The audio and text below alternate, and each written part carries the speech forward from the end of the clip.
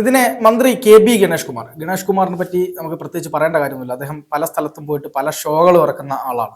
പണ്ടൊക്കെ അത് വളരെ ആത്മാർത്ഥമായിരുന്നു എന്ന് കരുതിയിരുന്നെങ്കിൽ പിന്നീട് അത് അദ്ദേഹത്തിന്റെ ഷോ മാത്രമാണ് എന്ന് നമുക്ക് മനസ്സിലാക്കേണ്ട ഒരു അവസ്ഥ വന്നു. കാരണം ഈ KSRTCയും ഇപ്പം ഒരു തമാശയായിട്ട് പറയുന്നത് പത്തനാപുരത്തോട് പോകാത്ത ഒറ്റ KSRTC പോലും ഇല്ല എന്നാണ് പറയുന്നത്. എല്ലാം പത്തനാപുരത്ത് വഴിയാണ് വഴിതിരിച്ചു വിടുന്നത്. നേരെ എറണാകുളത്തേക്ക് പോകേണ്ട വണ്ടി പോലും പത്തനാപുരം വഴി പോയിട്ട് എറണാകുളം എത്തിയാൽ മതി എന്നുള്ള നിലയിലാണ് കാര്യങ്ങളുള്ളത്. അപ്പോൾ KSRTCയും അതിലെ ആളുകളും ഒക്കെ തന്നെ മന്ത്രിയുടെ ഒരു കാര്യങ്ങൾക്ക്, അതായത് മന്ത്രിയുടെ താല്പര്യങ്ങൾക്ക് അനുസരിച്ച് കാര്യങ്ങൾ പോകുന്നു.